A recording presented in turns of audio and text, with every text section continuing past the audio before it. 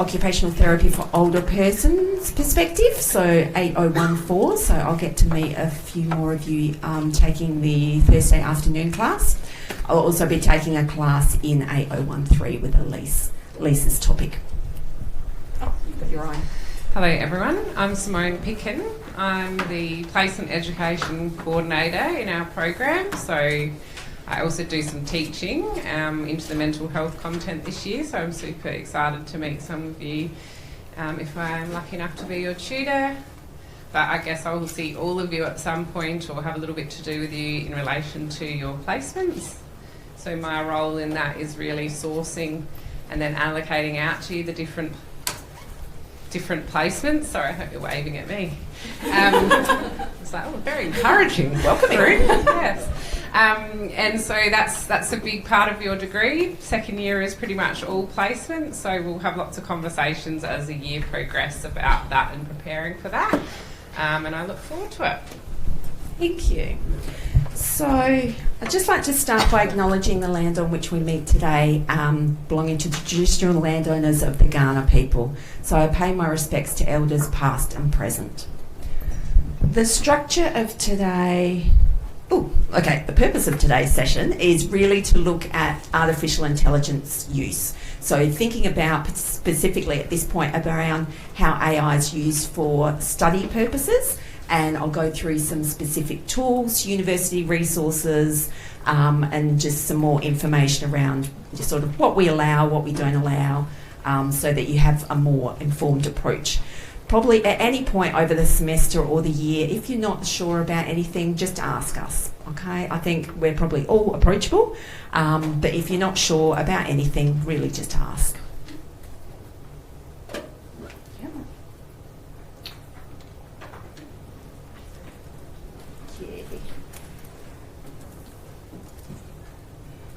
So the session outline this morning will be just explaining what is artificial intelligence, to explore how you guys might be using artificial intelligence in your daily lives, personally, in study, up until now. Go through some resources around what's appropriate for AI use for study, thinking about ethical considerations. Then we've just got a few flow housekeeping jobs for you to do, I think that Elise didn't run through on Monday. And also one of our senior academic integrity officers is just going to come and talk with you about what academic integrity means. And that aligns quite nicely with AI as well. So she'll come in at the end. So I'm not anticipating that we will go through to 12:30. So you will have, I'm working towards an early minute as well. Okay. So hopefully if you're all able to log on to Edgerome so that you've got your computers up, so there'll be a few activities that I'll get you to do throughout. Or if you've got a phone as well, there's a few quizzes or interactive things that we'll work through as well. Okay. Thank you. Yes, I might go grab the other mic in a minute so I can just try. I mean, some of you are trying to get onto, how do you say it? Edgerome. And if it's your first time trying to get onto it, you need to put your full FAN and including the flinders.edu.au part as well. And then after that, I think you can just do your first part of your FAN. If anyone has any trouble, just sing out and Simone can come around and help you. Okay, so just to start with, thinking about what is artificial intelligence. I guess a couple of years ago, we weren't even thinking about this. So the evolution of AI has really evolved over the last couple of years. In academia, it's sort of hit us quite forcefully in that students weren't using it, and then all of a sudden students were using it, and sometimes quite inappropriately. So we've evolved a lot from that. We've learnt a lot. And we've grown with it, and it's going to be something that you'll continue to grow with throughout your professional life. So clinicians are using it to a certain degree. Some agencies are, some aren't. So we still need to have those basic skills, those OT skills of what are we doing in any environment. So artificial intelligence is that broad overall area that looks at creating technologies that can perform tasks requiring human-like cognitive abilities. So it looks at reasoning, learning and language understanding.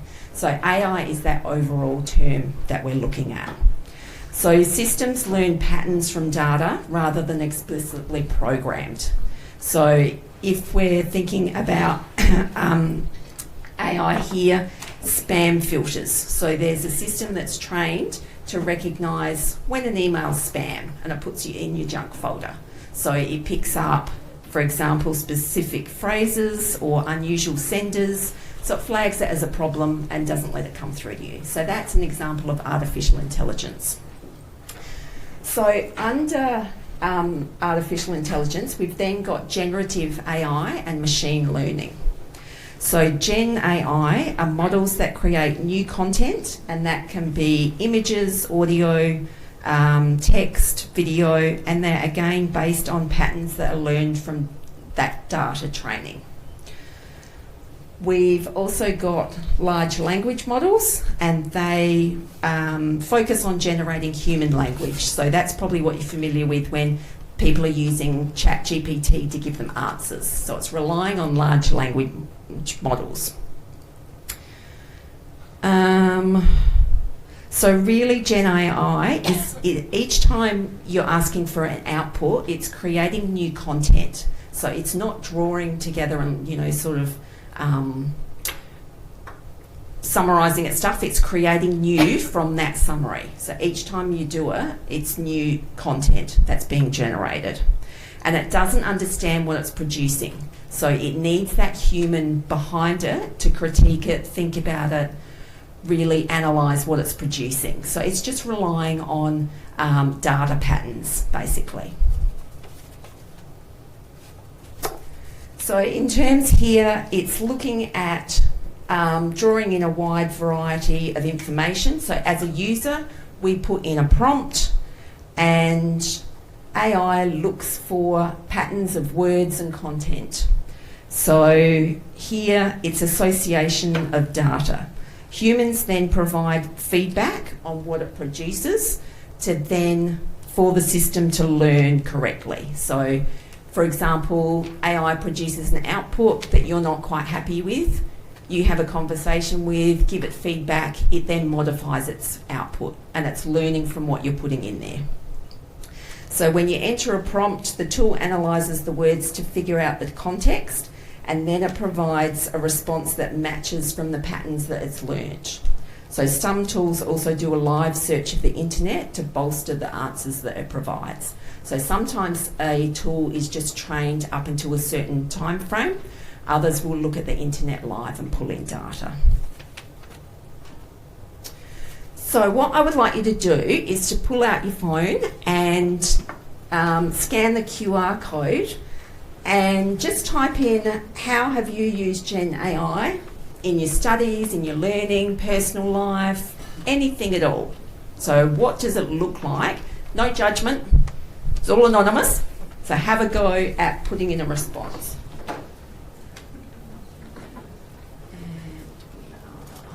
And one.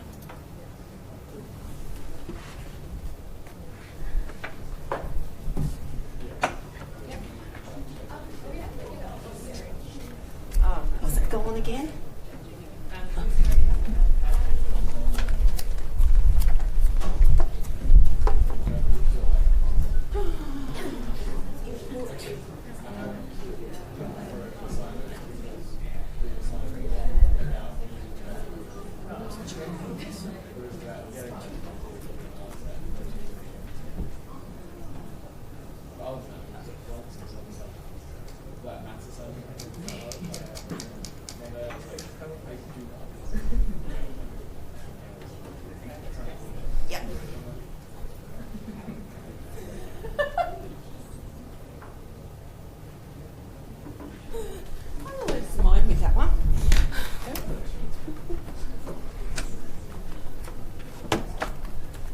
Okay.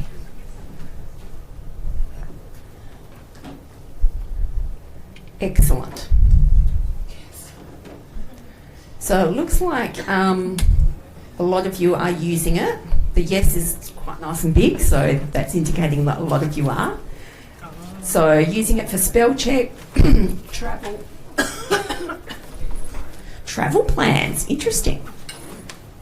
Would anyone like to comment on using it for travel plans? I hadn't thought of that one. Yeah. Hang on, let me get your mic. So I can hear you. It's quite easy to look up like where you want to go between what time frame and have it pick an airline and give you like a list of all the different possible flights at different costs. That way you can be more efficient in your search. Fantastic. Excellent.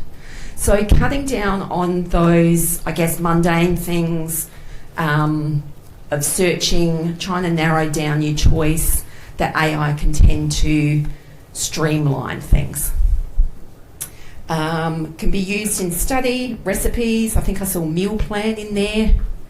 So a lot of routine activities that can be more automated can really help save you some time. So it's good to see that you're using it in such a diverse way. So study, lots of you looks like are using it for study. So hopefully today as well will help you to learn some different tools that you can use it for as well.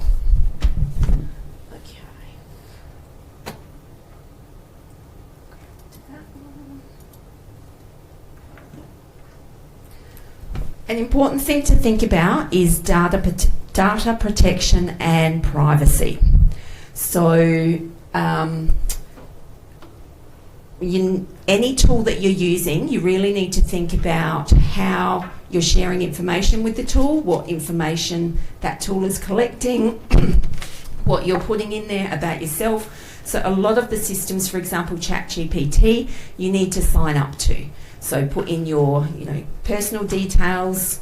So just question what information is being used, who it's being shared with, and why, and how it's being stored. So I just did a quick chat in Google Copilot here. So ChatGPT is a part of OpenAI, and asked it, does OpenAI automatically use my chats to add to the learning model? And yes, it does. So anything that I'm putting in there, I'm feeding the model. So you need to think about that, of what information you're putting in there and how it's being used. So pretty much with ChatGPT, unless you turn it off, which you can turn it off, you're feeding it. So I would advise you, if you are using ChatGPT, hello, welcome, to turn off the sharing the data. So any questions about that? Nope. So in terms of Flinders, we have several AI study tools that we recommend that you use. So we recommend that you use Copilot, which is available through your enrolment, and it's available through Microsoft 365. We'll work through that in a minute to show you where to find that. There are also specific learning buddies that can help provide feedback, can provide information about referencing, how to structure an assignment, those sorts of things. The library also uses AI, so there's an AI assistant built into the Find It at Flinders. So we'll just work through each of those ones. So Copilot Chat is available. It's powered by OpenAI, so the same sort of platform that ChatGPT uses, and it also searches the web. However, it offers enterprise data protection, which means that the chats are private, secure, and anonymous, and they're not used to train the underlying AI model. So that's why we at Flinders would prefer you to use Copilot. You just need to use your Flinders login so that it is safe and secure. So I'll just show you an example, which is... Nope, got too many tabs open. Okay, So if you go to your Flinders dashboard and your Office 365, which I'll get you to do if you've got your computer open and if you've got your Okta open.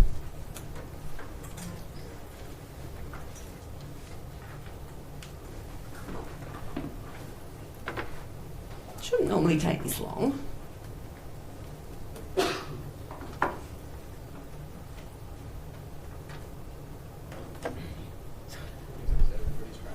Probably. Anyway, you guys do that. I'll bring up my other one. So when I log in, you can use Chrome or Edge. So if I log into Edge, I've got my little Copilot here, or, I'm logged in under my fan, and I've also got a little chat over here. So if you manage to find Copilot, what I did was typed in the APRA AI guidelines, so just as a Google search, which I've opened here. Then while I'm on a page, Simone, that screen's died now too. Yeah, sorry, we should very short in term while we try to fix that one. Sorry. Okay. Try and look over here, guys, or just listen. Sorry. Technology. So if you open up a page and then you open up a chat on the side here, Copilot is like your thought partner. So then it can look at the information that you're looking at and help guide you around that. So I'll just put in a prompt here.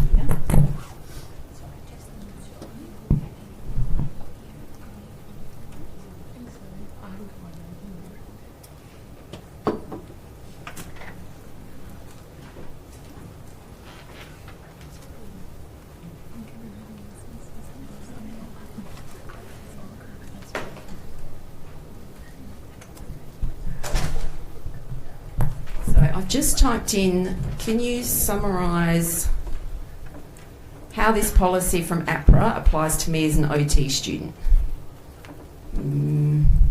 It's the code guides. You should be looking at the page. So sometimes the prompts don't work as you want, so you need to add a bit more context or need to tell it where to go. Meeting your...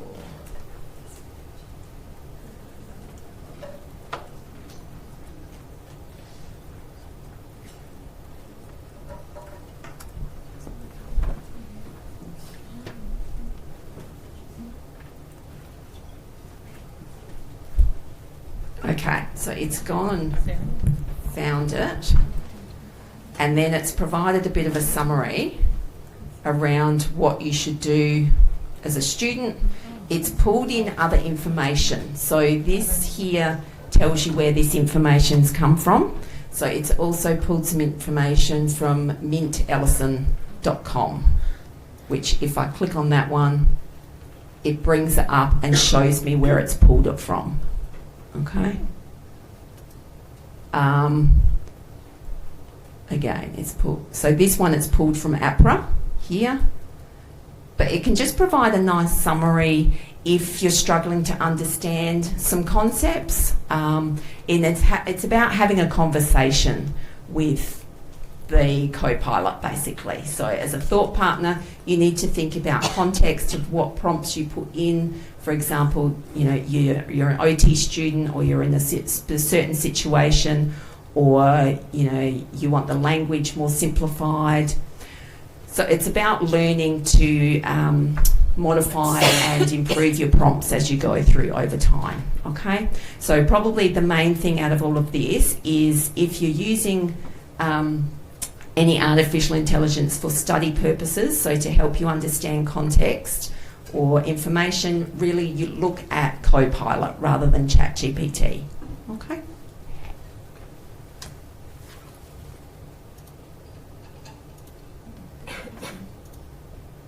So again, I'll put these slides up where we work out where Monday's information went so that you can have a look at this information as well and link onto the study resources. So if you haven't managed to get onto Copilot now, there is information in the slides of how to work that out.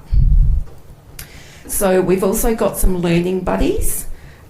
There's Study Buddy that can help you with academic writing skills, so referencing skills, so using APA 7th edition, planning an assignment, so those generic student learning support services. Feedback Buddy, on the other hand, is a tool where you can upload drafts of your assignment and get feedback around. So again, it's having a conversation with an agent and asking, is this section clear, for example? Is my introduction clear?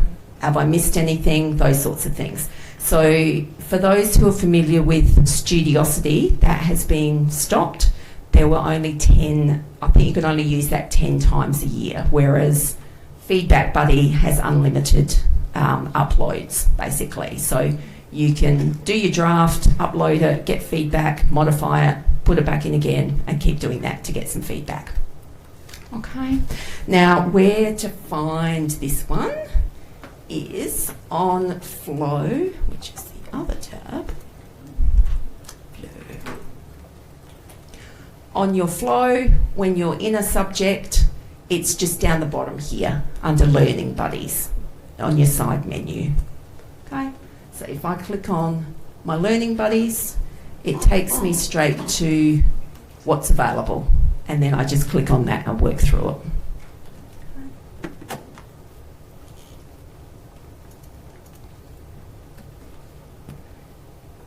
Oh, wrong way. Okay, library database. So Flinders Uni has a Find It at Flinders, which again is available through your Okta login. Has anyone used Find It at Flinders before?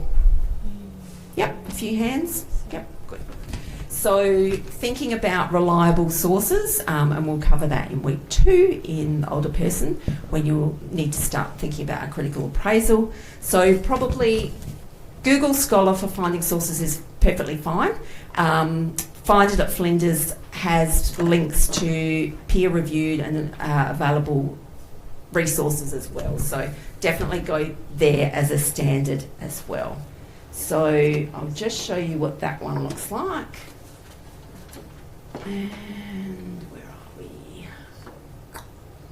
It's home. Yep. Okay, that one didn't work.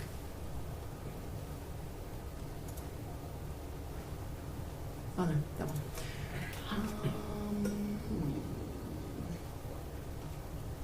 Where is it? Little Find It at Flinders here. So then we've got a menu at the top here. So it automatically just defaults to looking for journals, books, articles. But up the top here, we've got an AI research assistant. So what you can do here is type in a question, which we might just go with one I've already used. Let's do this one. So I have typed in, what is the most effective approach for OTs for reducing depression in patients with dementia? Probably not the best question. I might want to refine it a little bit more. But if I'm thinking about an area of practice and really just don't know where to start, the AI assistant can start to give you some different articles that might relate to that. So it draws on the 5 sources that match that prompt that you've put in. And these are the 5 articles that are listed here. I can click on it and get a bit more information, so it gives me the abstract. If I look at that and think, oh, it looks quite useful, I can download a PDF or I can look at it online. I can go through each one of those, and then it gives me a bit of an overview of pulling them all together and where they've come from. So, for example, this first paragraph is taken from the first article, the second article, third article, fifth, for example. if I look at those articles and think, no, it hasn't quite met what I'm looking for, it also gives me some questions down here that might prompt me to go, oh yeah, that's actually a good question. Let me go down that track now. And then I can just click on that one. Let's look at non-pharmacological treatments. I'll type that one in, search it, and then it's going to find an overview of the 5 most relevant articles on this one. So again, I think it's quite useful if you're struggling to find a particular area or narrow it down. So really to help you think broadly and give you some ideas. Okay, so find it at Flinders. The other useful tool with Find It at Flinders that I'll let you know, if we type in, it's going to be very broad, but that's all right. A book, I want an article. Book.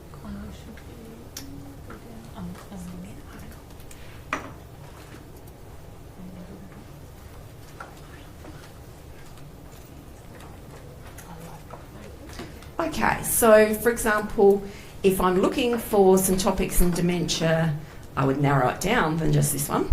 But to help with your referencing, the Find It at Flinders has a little tool that can help you reference. So it's this little quotation mark that you'll find on Find It at Flinders. So if I click on this, it comes up with Cite This. Then the options for the different formats are down the side here. It automatically defaults to APA 7th edition. Then all I need to do is copy the citation to the clipboard, and then I can paste it straight into my assignment. So for those people that have trouble with formatting APA referencing, or you're not familiar with it, if you're using Find It at Flinders, that's built into every reference. So it's an easy way of getting it into your assignment.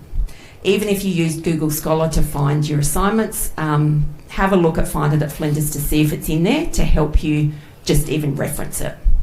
Sometimes articles will have that little quotation mark built into it, so look for it on a PDF, and again, that can help you just cite it, put it in the right format. Any questions about those couple of tools? Okay, so they're all available through your Okta login. There's links in the PowerPoint around where to find that information. Okay, so thinking about ethical practice with using Gen AI, there are risks and limitations with Gen AI, so it's not foolproof. And I guess, so one of my roles is an academic integrity officer, and we've seen lots of problems come out of students using AI in around that it makes things up, basically. So definitely you need to verify your facts. So in terms of accuracy, really question where has that information come from. So for example, has it drawn it from Wikipedia? Has it drawn it from a blog? Are they reliable, valid sources? So really just question where the information has come from. Are there references that are provided so that you can verify that information? What sort of methodology have they used in that source? So if it's a blog, it's probably someone's opinion, therefore it's probably not very reliable. So really just question where that info's come from. We also need to be aware of bias. So it's large language models, it's trained on data that's been inputted, and it can create data bias. So depending on what's put in is what it's going to put out. So if you put in a certain information, that's what it's going to spit out. There's also social and cultural biases. So generally, large language models focus on stereotypes, prejudices, and certain dominant narratives that are present on the internet. So they're going to give a biased skew of what data they present. So I think Heather's got some examples, if you put in, give me a picture of a doctor or a nurse. The doctor's going to be a white male, the nurse is going to be a white female, generally. So there's not that cultural inclusivity in a lot of the output as well. So It's based on sort of predominantly westernised societies. So that's the information you're going to get as well. You need to be aware of hallucinations, so the information that's been made up, where that output is actually inaccurate. So it often comes across as quite credible as well. So comes across confidently, here's the information you were looking for. It can be made up. So again, verify your sources. It's using predictions on the next most likely word. So that's what it's doing. It's not thinking about stuff. It's looking at word predictions, basically. So it's really important to fact check all your information.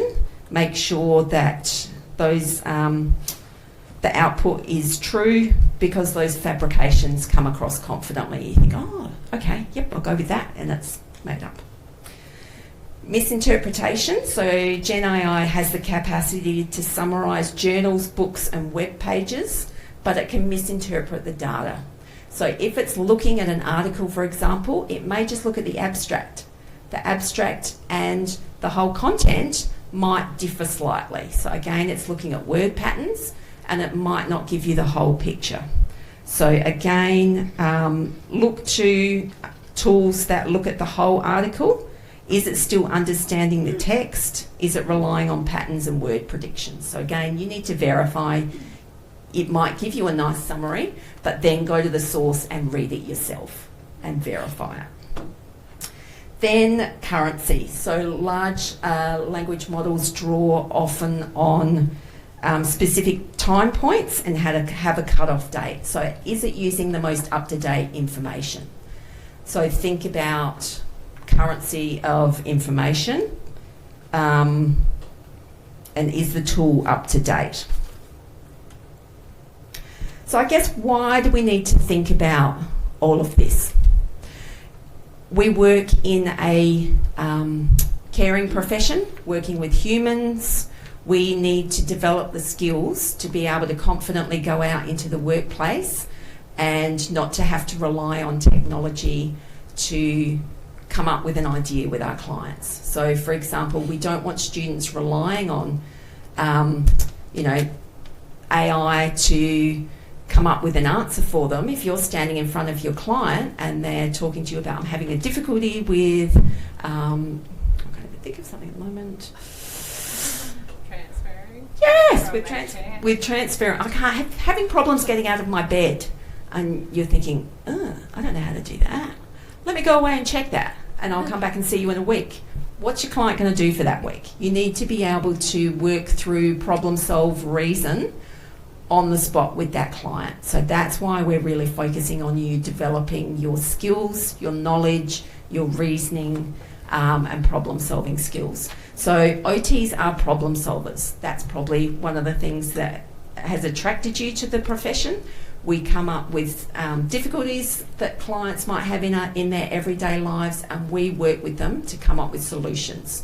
It's not a recipe. So what might have worked with one client last week won't work with someone else next week. Do you want to say something?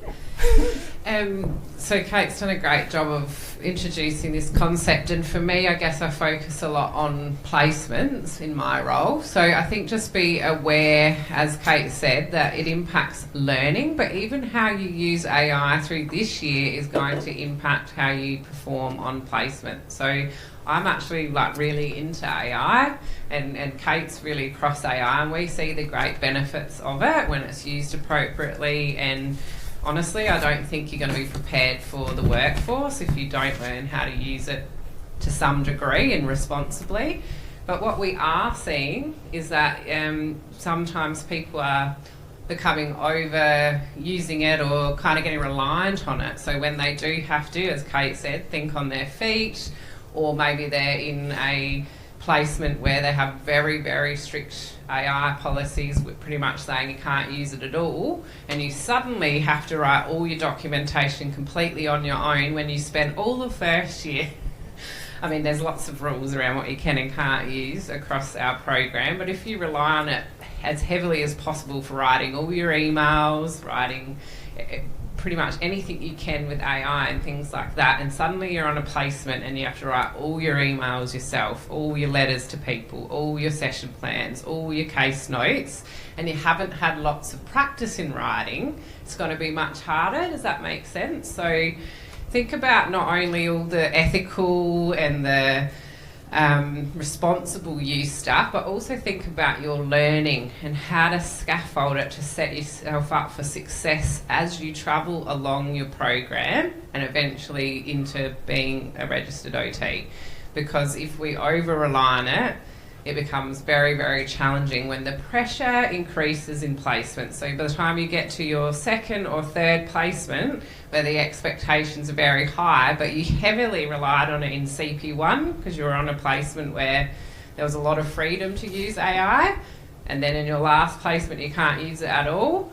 Can you see how that can create difficulties? So just think about not only all the other things that Kate's speaking about today, but really what is going to best aid your learning over the longer term. So making it harder now for yourself, but doing the grind, doing the work now might actually make it easier next year. Does that make sense? So just keeping that in mind a bit.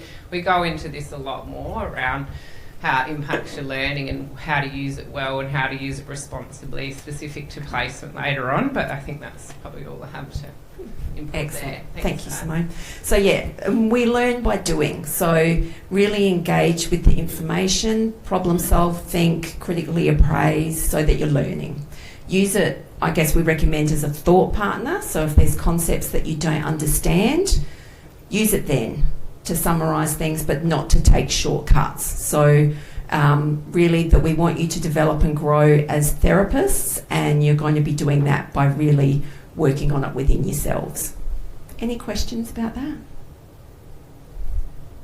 I think a good thing sometimes to think when you're like, if you get used to going to AI for support a lot, and honestly, like, this degree in life is hard, right? I use AI a lot to make life easier, but the question I would ask yourself is, what other support could I use right now? Is this the best source of support for this particular learning task or thing I'm doing? Or would I be better off using my peer as a thought partner, or talking to my tutor, or... Do you know what I mean? So just ask that question before. If you instantly go to AI for everything, think about what other supports and options there are out there as well. Because it's a good tool to have, but don't make it your only tool. And I think if you're going to someone else, you're getting a individual perspective, getting their views, their thoughts, their experience. You're going to AI, it's looking at language, it's looking at those patterns, so you're going to get a generic response. Okay, so use of artificial intelligence in assignments. So we've got, this is the university scale. So it ranges from no AI through to AI prompted, AI assisted idea generation and structure, AI assisted editing, AI task completion, human evaluation, and full AI. So this is the uni scale here, and it's currently pointing straight up in the middle. It will point to a specifics one that we want you to use. So with every assignment, you will find this scale on there and a written description of what you're allowed to do and what you're not allowed to do. So we've tried to make it a bit more transparent this year, clearer, so that it's quite clear of what you are and aren't allowed to do. So this is an example, I guess, for the OT course, or particularly my topics.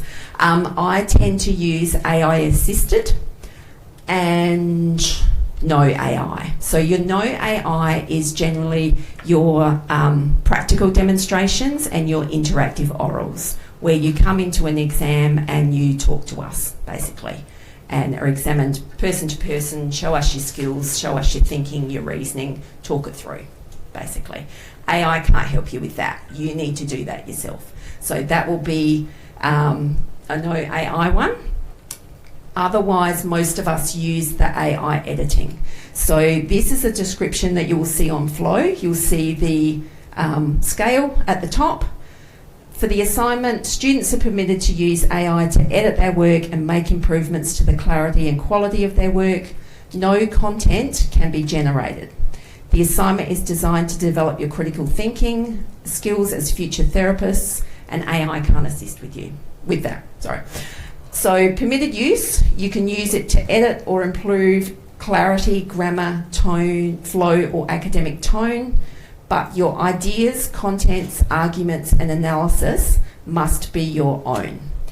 In terms of academic tone, I personally would rather see your personal style of writing than something too polished.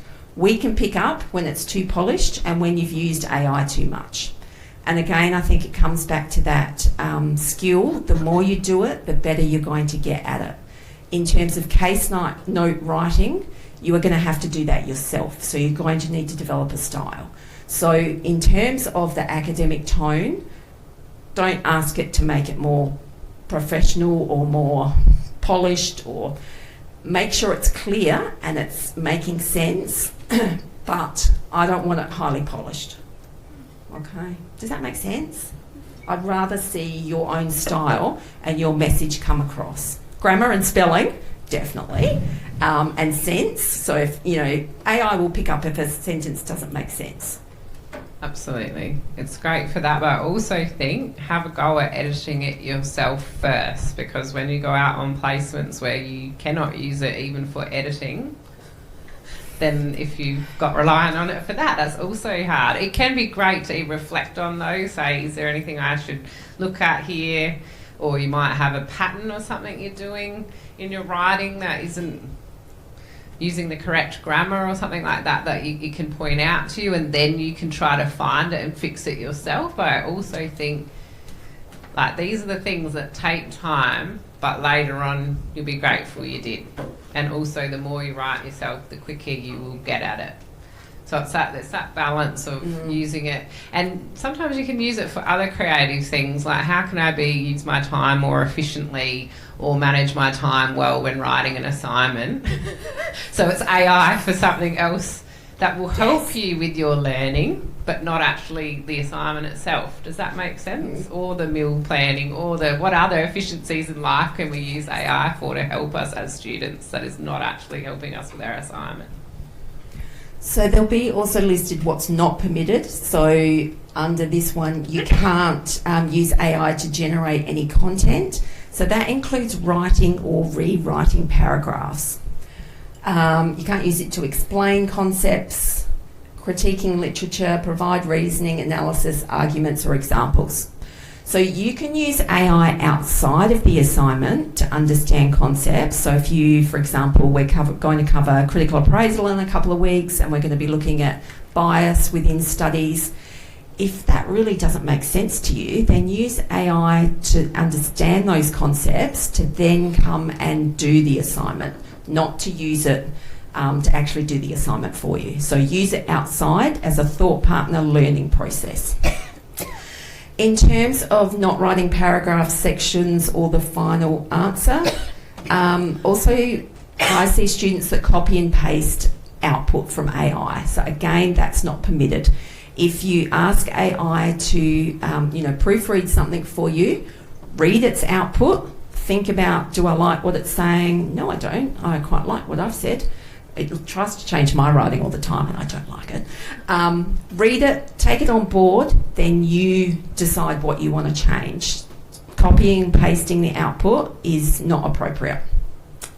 And also not to upload any course material or client details which include fictitious case studies into AI tools. So that's around intellectual property and also privacy. So moving forward around working with clients, you cannot put any client details into AI tools. It's a breach of confidentiality. So putting rubrics or cutting and pasting whole assignment details into AI is also a breach of I've lost the book. Breach of academic integrity. Copyright. That's the word. And intellectual property, that's it. So again, use that chat on the side and you can get Copilot to look across at it, but we don't want you to upload anything into it, pretty much. Okay. Can I just add to that? The other thing is I've noticed it does change our style of writing, but it also uses words that sometimes I'm like, I don't know what that word is, or might have a fancy sentence that sounds good, but I don't quite understand what it's getting at. And when we're really time poor, it's tempting to just go, oh, that sentence sounds good, or whack that in, or I'll use that word it's suggested over here in my assignment because it sounds professional. But you have to take the time to make sure you understand what you're using. That's about that integrity, but it is also about helping you learn and develop your clinical reasoning later on. Maybe it is a word that is worth using, but you need to take the time to look it up and find out what it actually means and decide if that fits. So just slow down and take the time to do that extra step. So we have an AI declaration that's needed for every assignment. So I'll show you a snapshot of that in a moment. So we'll go to that. It's a Word document. So for every assignment in the Master of OT, you need to upload this with your submission. You need to indicate, have you used AI or not?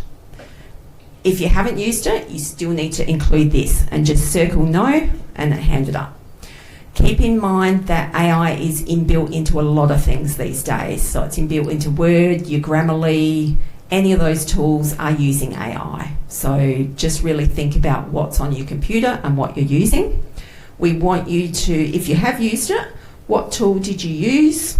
What prompts did you put in? And briefly explain how the output or technology was used in your work. So we just want that transparency of how it's looking, how you're using it. Majority of the time, there's not issues with what you're doing, but we just want you to think about how you're using it ethically and being transparent with that. So we need that AI declaration for every submission, regardless if you've used it or not. We've also decided that you will need to upload a draft copy of your assignment. So we're recommending that you write your assignment, and then if you want to use AI around that editing process, you save a copy, and before you get AI to look at it, that saved copy is what's uploaded. And we don't care how rough it is, to be honest. It just needs to be towards the end of where you're looking at it. We don't want like first draft that's got some dot points and that's it. If there's a problem in terms of we might think that you've used AI beyond what is allowed, we will then look at that draft. If there's no concerns, then we're just going to look at your final submission. So we want an AI declaration, a draft copy before AI suggestions have been taken on board, and a final copy. And it's just your final that's marked. So when I meet with students that we are concerned they've done more than what's allowed, I want to see that progression process. So how have they done the work themselves? How has that assignment evolved over time? And if they can demonstrate that to me, there's usually not any problems. If they haven't got draft copies and they've just produced an output in half an hour, which happens, and they've said, no, I've deleted my draft copies, and it's come up as a 100% AI flag, and they can't explain to me what they've written as well, I know they haven't written it. So it's around that understanding. So with your assignments, you will need to put them through Turnitin, which is a text matching tool on Flow. Turnitin has an AI detector in there as well. It's not always reliable, but we can see that. You guys can't see that. So we quickly check that, but often when we're reading assignments, we can tell when students haven't written it or they've used tools more than what they should have. Sometimes very sophisticated language, doesn't match what other things that they've written or how they speak or how students email, those sorts of things. So just use it ethically, and if you're concerned or worried about something, you just ask one of us, we'll help you. Okay.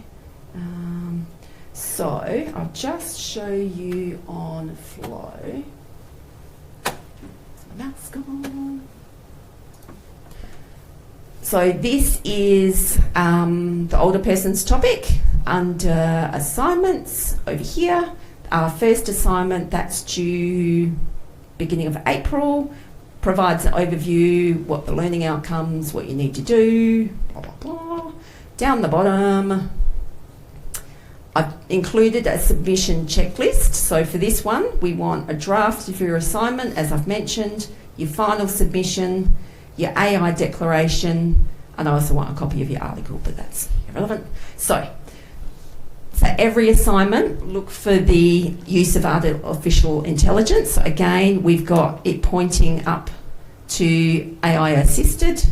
We've got a description, so what's permitted, what's not permitted, and what you need to include. Just a reminder to use Microsoft if you do want to use AI, and there's also a link pretty much for most of the resources that I'm talking about today that the university has developed. Okay, so that's what it looks like for each assignment. So for my second assignment, we'll just go back to that one.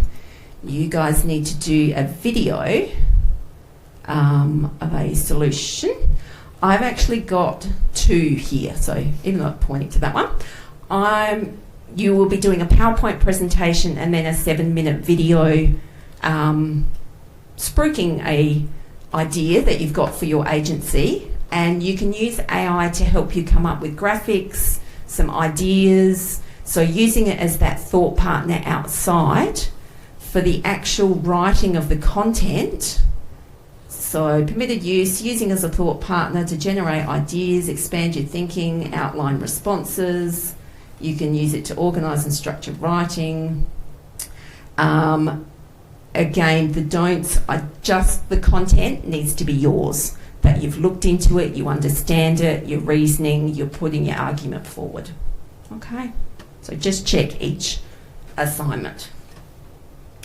Okay, we're nearly there, guys.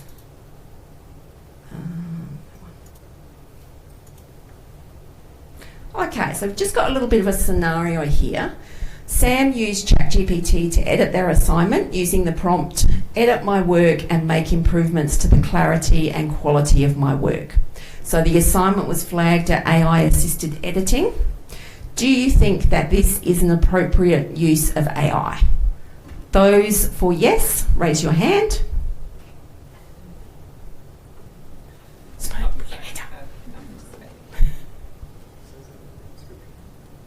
Yep. Those for no.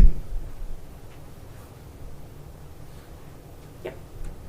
Okay. Any reason, anyone like to share why you think it's a no? Yes. Just the last part, the quality of my work, it might change what. Maybe like just the part that says quality of my work. I think the other part is good, but just the quality of my work, it might change. If AI doesn't like how you've written it, it could change the whole thing.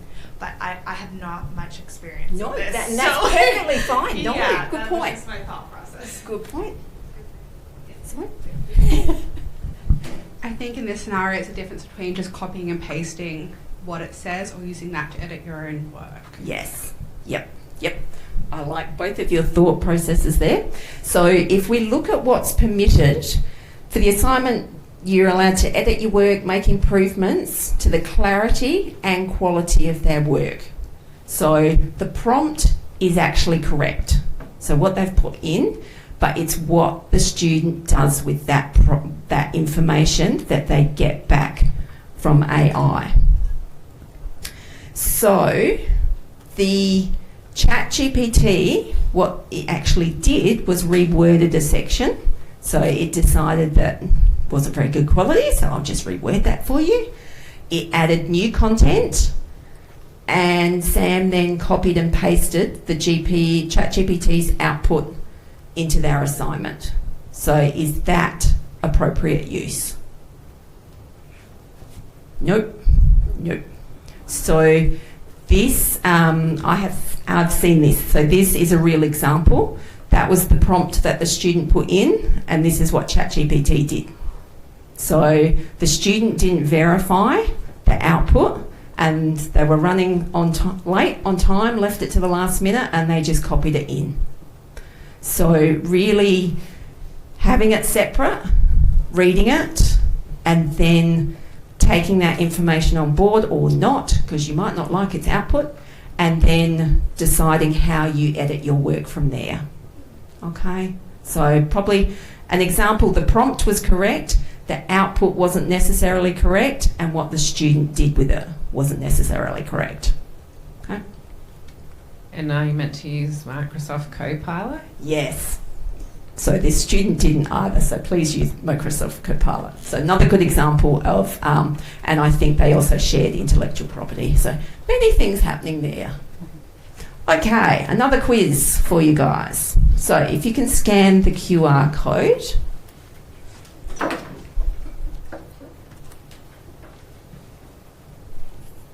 We've got a question about that. We need this. I can talk about it. I just had a question of clarifying, like using AI to summarize concepts. In the AI editing, like what was not allowed about not using it to summarize concepts for an assignment, but then you were talking about it being alright to use it to help you understand concepts outside of assignments. What's the difference there? Because if you're, it seems like an arbitrary distinction to go, or to use it before you start your assignment versus when you're like, I don't get the concept, so I Yep. Yep. Yeah, it's a blurry line. Pretty much, we don't want you to generate content to put in your assignment. So if we would literally would prefer you to read the information, go through it yourself, and not take shortcuts.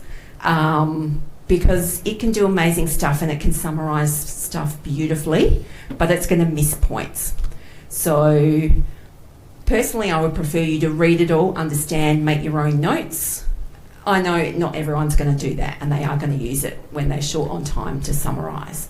So the actual writing, we want you to go to that primary source, to go to that book, that article, draw on that information and show that you understand it.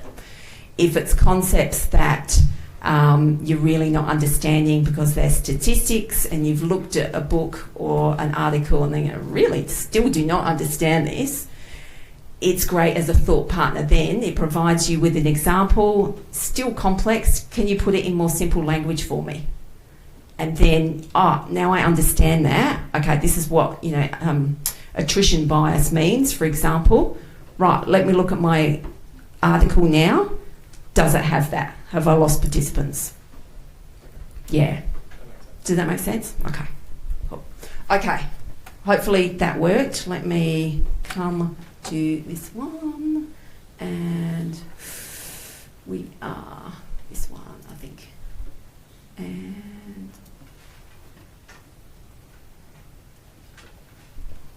is it going to work?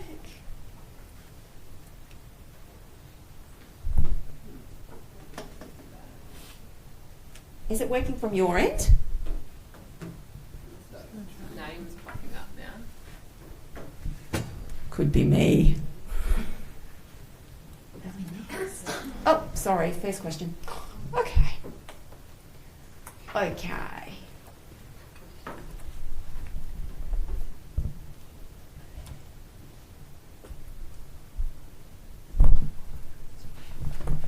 It's counting down. We're good. It's just going to take a minute to generate its response. Trying to use technology doesn't always work. Okay, so our first question. You're allowed to use AI as a thought partner within the assignment. Where would this fit? So it's actually the middle one is the correct one. So with the first one, that's when you can use AI to produce all of your output, to generate your answers, and then you're going to work through and critically appraise it, basically. And AI prompted is mainly around editing. Okay, next question. Okay, so your assignment flags no AI. Does this mean within the assignment, yeah, you can use AI as a thought partner to learn the information, use AI to seek feedback, or not use AI in any capacity? Let's wait and see.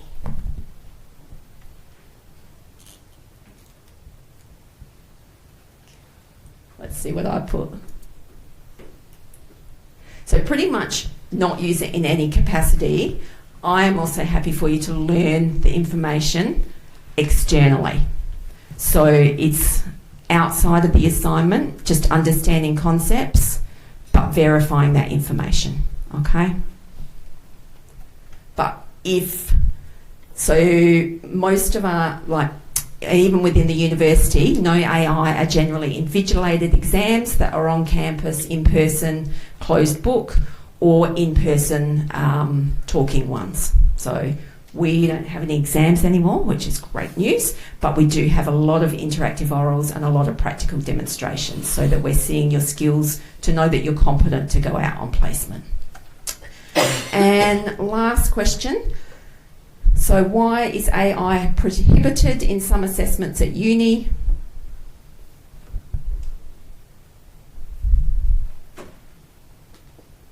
Oh, sorry.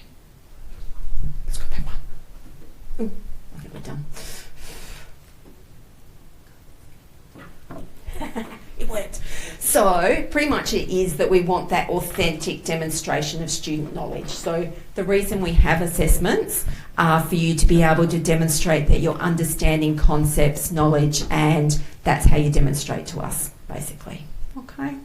I think they probably potentially do slow down a little bit of student learning, and that they definitely are inaccurate. So those are valid points, but the main issue is that we want that authentic learning. Okay, I think that's that one for that. And okay, last one, I think. What are some pros and cons of using AI? So after you've had me speaking this morning, I want you to have a think about some pros and some cons. And I'll bring this up. There.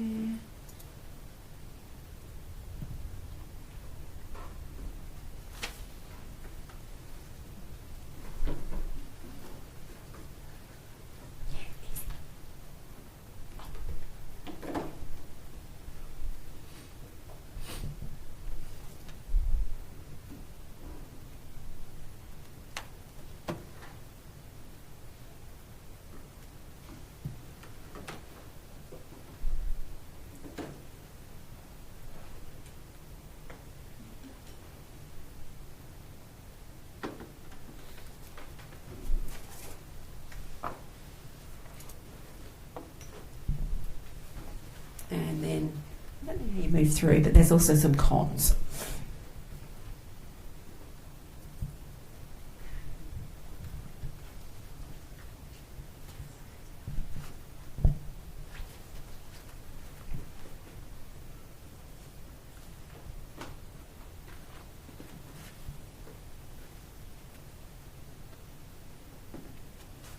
Okay, so while you're doing some cons, we'll just go back to the pros. So we've got efficiency, yeah, and that's one thing that is definitely handy at doing, making our lives more efficient. So thinking about what are those routine administrative tasks that we can give away, basically, that are not going to take away that human focus of what we're doing as a person or as future therapists. So the mundane things that are routine, AI is great for that. Great for grammar, editing, saving time, looking at brainstorming, yeah, gathering information, understanding concepts. Excellent. And then in terms of cons, yep, definitely keep in mind that it may be inaccurate. So verify that information, know what you're looking for. It can be unethical, definitely. So think about, I guess, your stance on where AI fits in your life, what you feel comfortable using it for, that there is a lot of misinformation out. So it's only as good as the training that it's receiving. Okay, good, thank you. Yes, go for it. So I was just reflecting on an assignment that we do in the mental health content, and you have to put together some goals and a session plan for a client, and then you come in and you present it to one of our staff as if we're your supervisor, where we will basically question your thinking behind why you came up with that suggestion. Sorry, it's not a session plan, it's more like general recommendations that you might work through with them as the OT and team. And often if people have used AI, which they're not meant to in that assignment, but they will go, oh yeah, they have issues with sleep. AI told me a sleep diary would be a great idea. That seems common sense, I'll pop that in. But then when we question you, people don't really know that much about why sleep diaries are used. They haven't looked into, you know, really the depth of that. Like, how does that actually help? Or what's the research, the evidence behind it that indicates that that makes a difference for someone doing it? So you need to, you know, it will become very obvious during your study and then also on placements if you haven't truly understood the depth. So you need to go back, like even if you use it for like coming up with ideas, you need to go and do the deeper work. Go onto the library, look at the articles, go back and look at our course content, find different ways of truly understanding the ideas that it's helped generate with you, because that's the deeper learning that you're going to need to separate you as an OT from just anyone who can jump on AI and ask what's a good recommendation for someone that's got sleep issues. Do you know what I mean? That you truly understand the deeper stuff and the evidence behind it. Thanks, Simone. Okay, so your responsibilities, not only as students but as future health professionals, is really to think about, I guess as students at the moment, check the permitted use of AI for each assignment. So you really do need to keep within those constraints. If you're not sure, ask us. If you're using AI, you are responsible for reviewing the output. Okay, so verify that accuracy. Really important to disclose your use of AI across everything that you do. So in practice, in your assignments, we want you to consider privacy and security implications. So as a student, please go to Copilot as your first port of call and use your university login. Didn't show you one thing on that. And not to share intellectual property with AI. So just on another thing that one. If I'm doing, where did I do it? Sorry, that one. Look for the little security. So this is the little, it's got a shield up here. This means that enterprise data protection is turned on. So the information that I've put in and that it's outputted is secure. Okay, so again, if you go through your university login, just look for the little shield.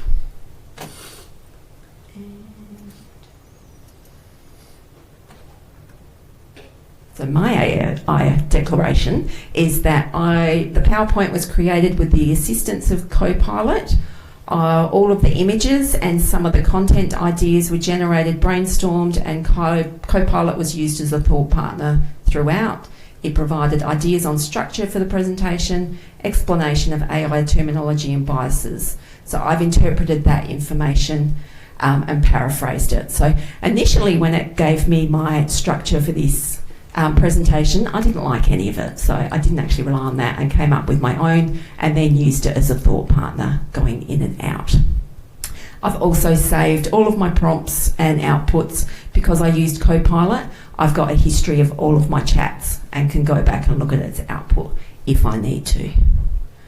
So the references that I used are links to Flinders Uni, AI Tools for Study, and if you're using Copilot, if you're using it to generate content, then you need to reference it in the reference list. If you're just using it for editing, then you just need to make a statement in your reference list. Okay.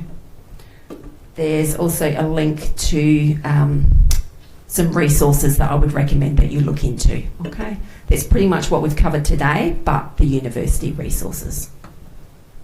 Okay. Now I'm going to hand over to Heather Weber, who is our Senior Academic Integrity Coordinator. And I think we're good to go. Heather, do you want this one or the other one? This one. Okay, of course you can. Thanks, Kate, and thanks, everyone. I'm here today as the Academic Integrity Senior for our college. I know a few of your faces do look a little bit familiar. I'm a teaching academic, like all of our academic integrity officers in our team. All of our academic integrity officers in our team are within our own college. They all teach interdisciplines, but often not your own discipline, which is really useful. So I'm here to talk a little bit about academic integrity, recognising, of course, that you are all coming from very different backgrounds. Some of you have been with Flinders, obviously, for a few years, and you might be well across this, but for others, this might be new information. So apologies for any repetition, but it never hurts to recover this sort of information.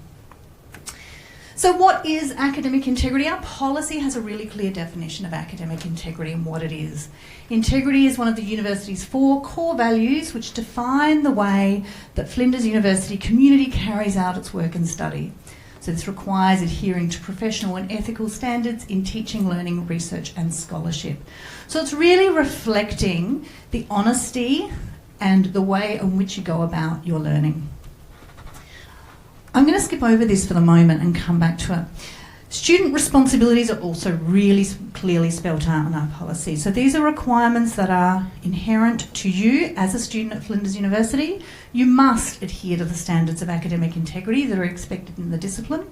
And as you can imagine, we do hold our health professionals to very high standards, and we think that's the right thing to do. So as a university, as future healthcare professionals, we will hold you to high standards.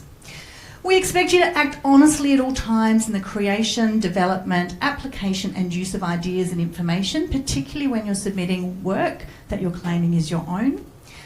It's also your responsibility to protect your own work from being copied or misused by other students.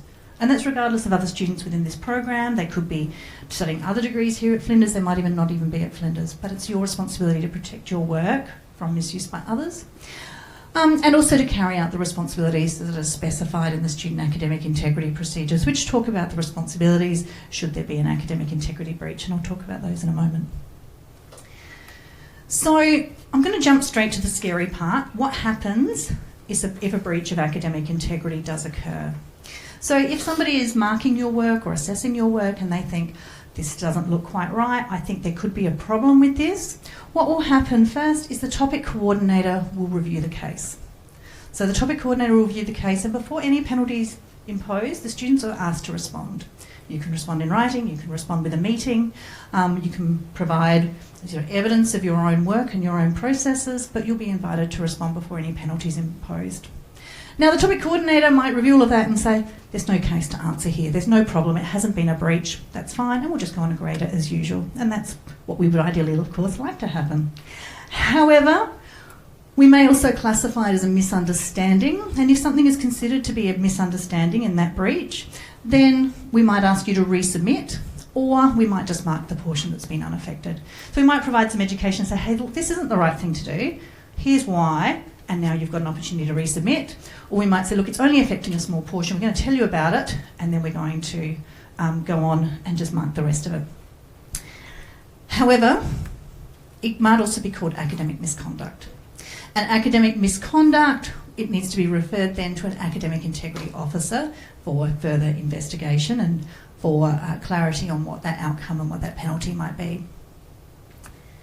So you might be wondering what makes us, have that line between a misunderstanding and an academic misconduct case. The sorts of things that we consider are things like the nature and the size of the academic integrity breach.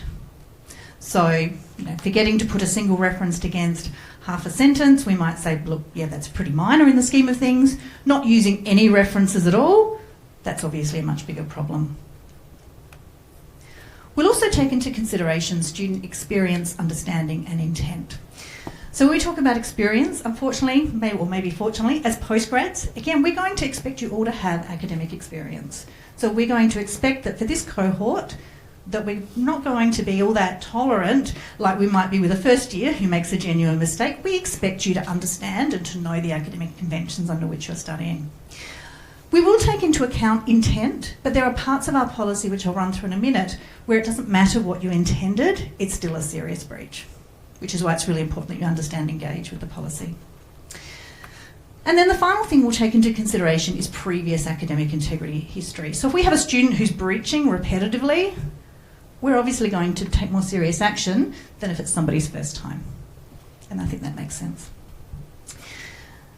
So what does a misconduct investigation look like? So what would happen is the academic integrity officer will independently look at what the topic coordinator provides.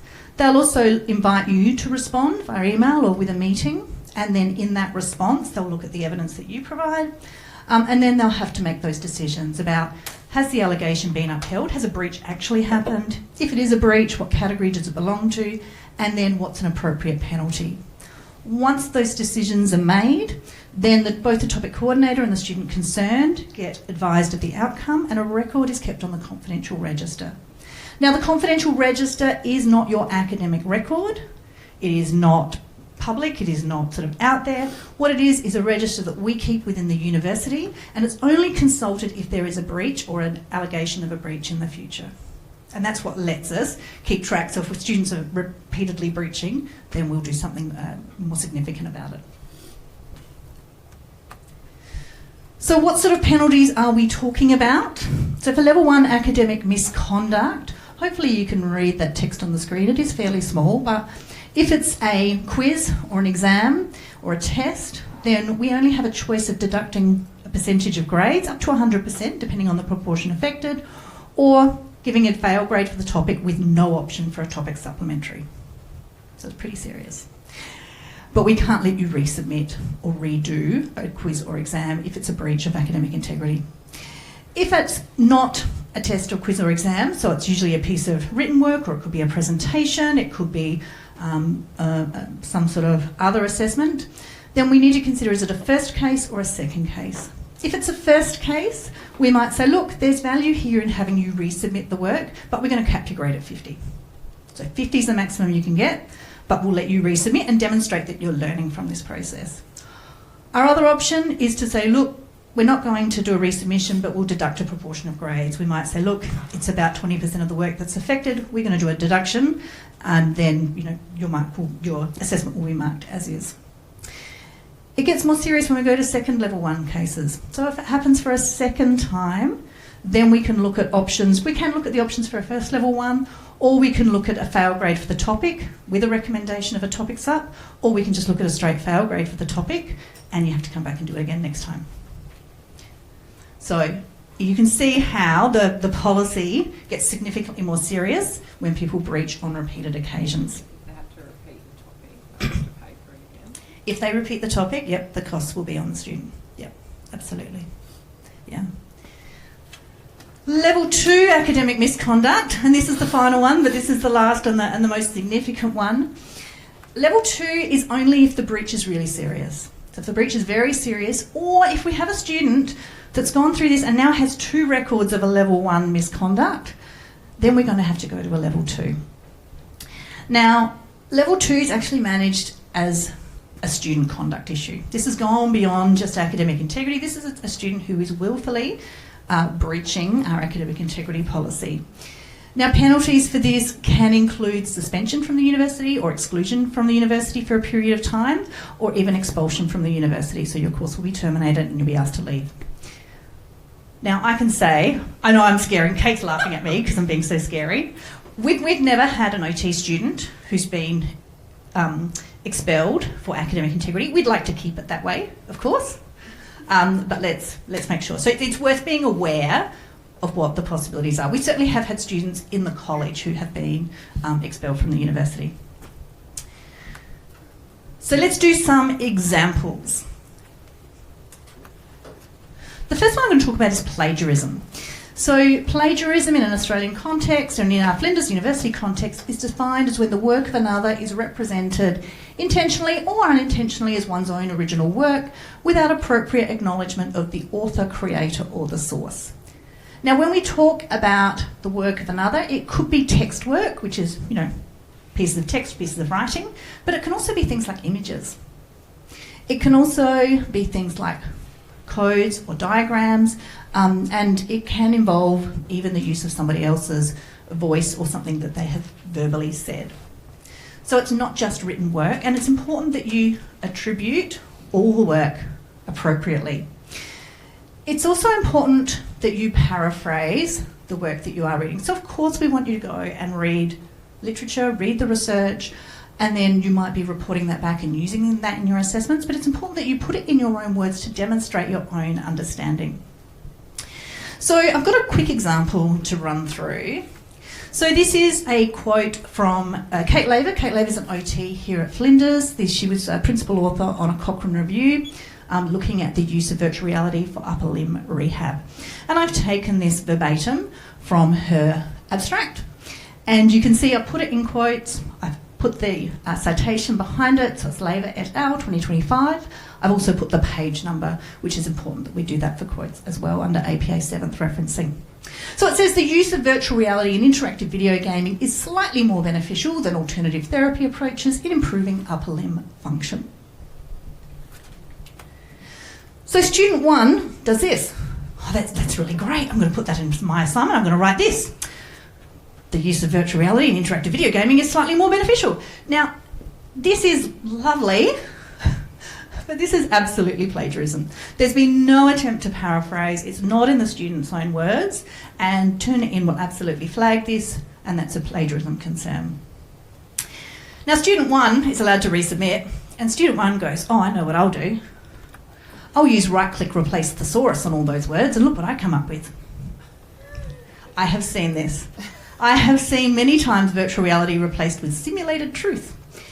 And so we end up with this really nonsensical sentence, which doesn't even make sense. It's not conveying the student's understanding, or maybe it is conveying the student's understanding, but it's certainly not accessible work, and that's also plagiarism.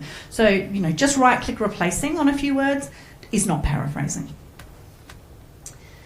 So we know what student 1 did do, and we say, no, that's not what we do. So student 2 comes along and they go, oh, I know, I'll write this. For stroke survivors requiring upper limb rehab, recent evidence suggests virtual reality has a small advantage over other types of therapy. What do we think of this? It's not referenced. It's not referenced, right? So they've done the paraphrasing, but they haven't cited the source. So we don't know where this information's come from. The marker's going to be reading this going, well, that's a really good thought, but I don't know where this student's found this information. I can't verify it. I can't ascertain where it's come from. So that is absolutely plagiarism for that reason, yeah. So it's important that it's paraphrased and that it's cited. And so just to really take this home, student 3 uses the paraphrasing, puts in the citation, and we're all good to go. So when we're talking about plagiarism, it's important that you're both paraphrasing and that you're referencing, and that you're referencing each statement and each idea that's not your own. Turnitin. Can I have a quick show of hands who's familiar with Turnitin and how to use it for drafts? Great. I still see a few hands down, so I'm going to run through it but pretty quickly. And for those of you that are not familiar, I suggest you have a look at it. Turnitin is the tool that we use here at Flinders that will look at text matches in all of your work. So it's looking for text matches with anything that's published anywhere on the internet, as well as text matches with other student work that's been submitted to our institution and to other institutions. So it is a huge repository that will look for those text matches. To check your work, we really suggest that you do your drafts well ahead of time. Put it through the text matching draft site that's available to you on Flow, and that will give you a report. Now, when you look at the report, you'll get something that looks a bit like this, with the areas of text match highlighted. And this is taken from a student assignment from many years ago. And you can see here that a few things have been highlighted. We've got break response time was significantly impaired. I wouldn't be too concerned about that as a marker. We're just seeing those couple of words. That's not a problem. Similarly, roads and maritime services, we don't need you to paraphrase that. That's an official term. You need to use that as it stands, so that's fine. However, this piece of work had a really low percentage overall. It was something like 20%, but the students still had an issue with plagiarism because when we looked at the overall report, we had this chunk. And you can see that this section has been taken verbatim from another source and plonked in, and then it hasn't been paraphrased and hasn't been looked at. So with your Turnitin, I would always encourage you to go in and look at the report, look at the funny highlights and check out the colours and be looking for those blocks of colour rather than just looking at a number, because the number is not the full picture. All right, so that's plagiarism. A couple of other areas of academic integrity I'm going to talk about today, and I'm not going to talk about all of them, we're going to talk about a few. Obviously, cheating in an exam, test or quiz. So this is using any method to attempt to gain some sort of unfair advantage. We see this only periodically really, and not all that often, but it can be things like taking notes in, writing things on your arm. There have been a raft of different attempts to try and get around the system. Don't do it, the penalties are huge, we can't let you resubmit, so it usually can often result in a fail.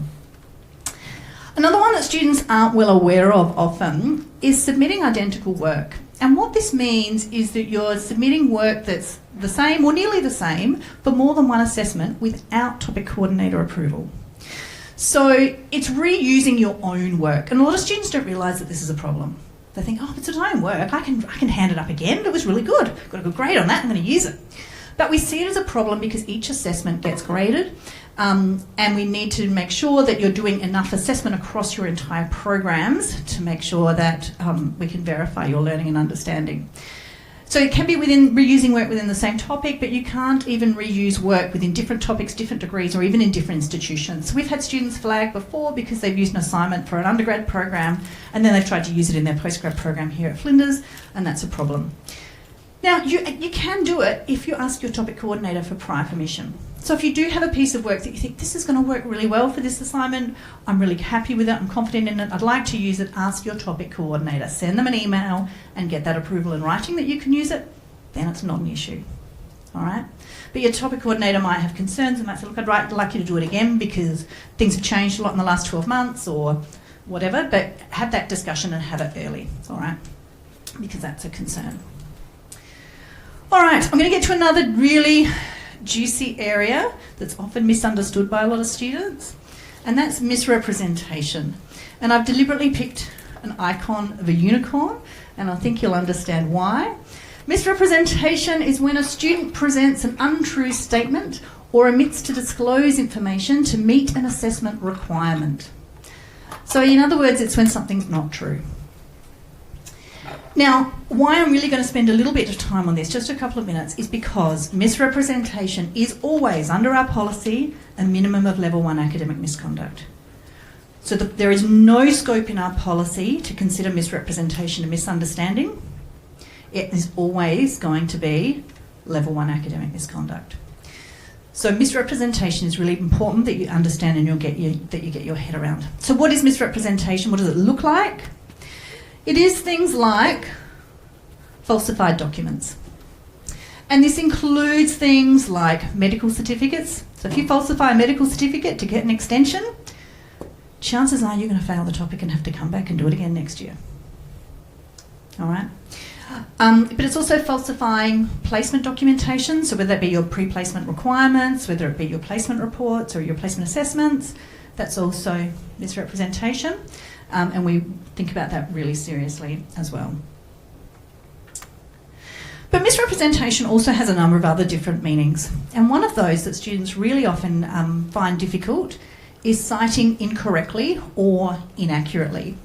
So if I go back to the example I had before about Kate Laver's concept, then perhaps another student says, virtual reality is recommended for rehab of cognitive impairment following stroke. Oh, I'll use that Laver Cochrane review for that. That sounds great. I'll chuck it in there.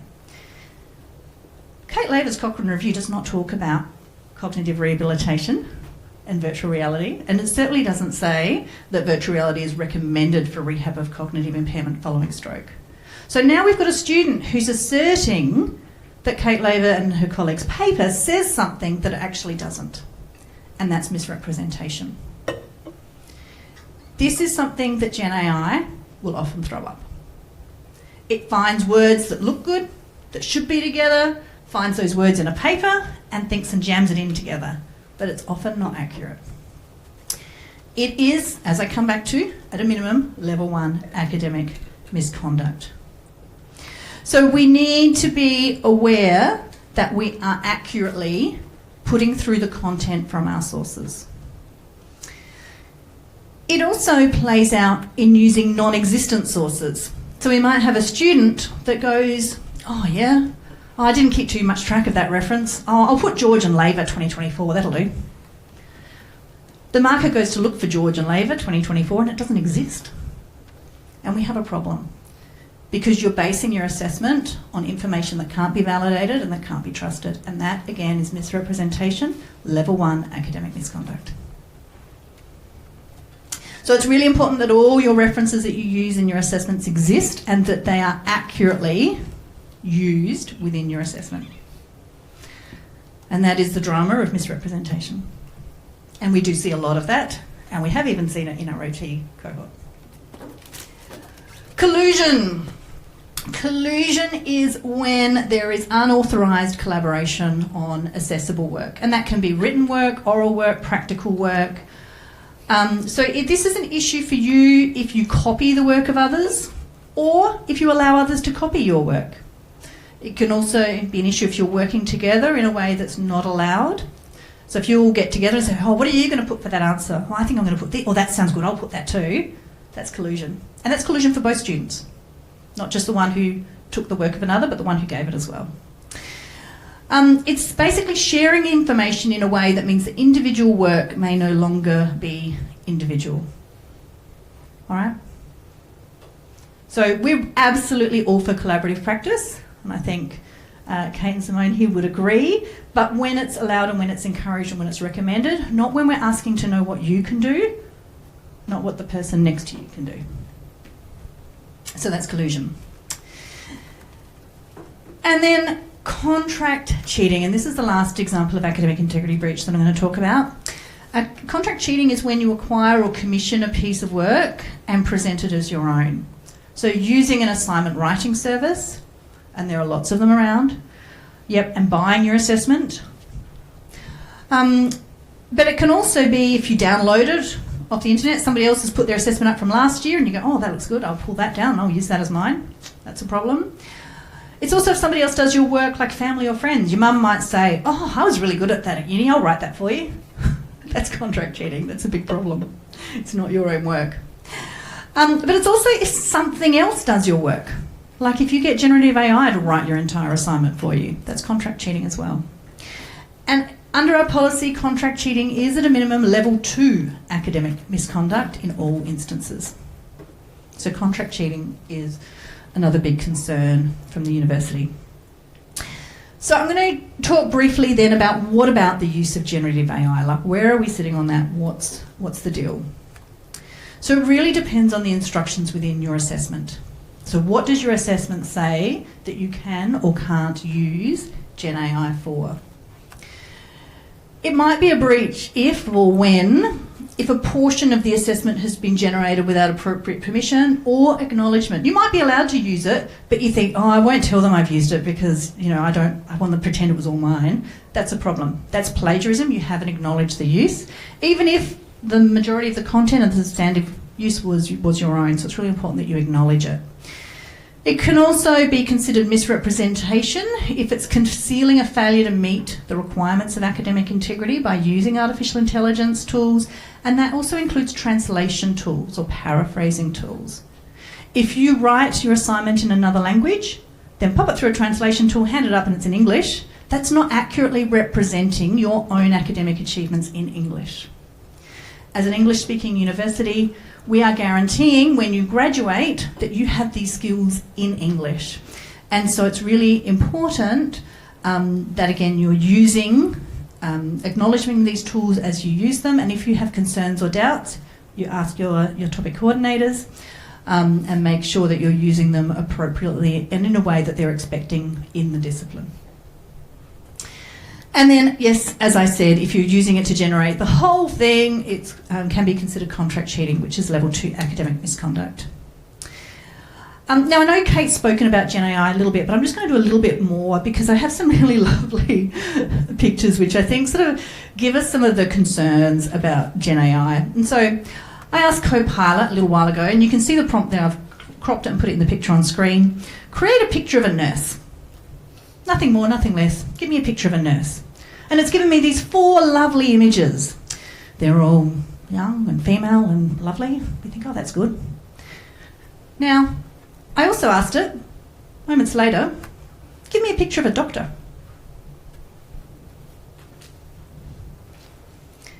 Now, if you don't know any better, if you've never seen a doctor, if you've never seen a nurse, you might go, oh yeah, good, yep, I'll take that as face value. But what's the problem? What's that?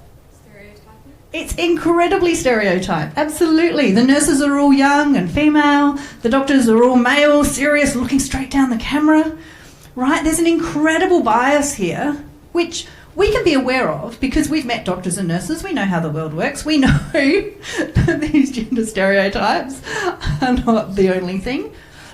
But Gen AI doesn't know this, and so it perpetuates stereotypes and biases. And that's all very well when we can see it, like I said, we know it, but if it's in an area which you're not familiar with, which is why you're here to learn, you might not be aware of these biases and you might yourself perpetuate them in your work. This is also the last one I'm going to give you as well, because while I was on a bit of a roll, I also asked it to give me a picture of an occupational therapist. So this is what Gen AI, or Copilot, on this particular date, thought an occupational therapist looked like.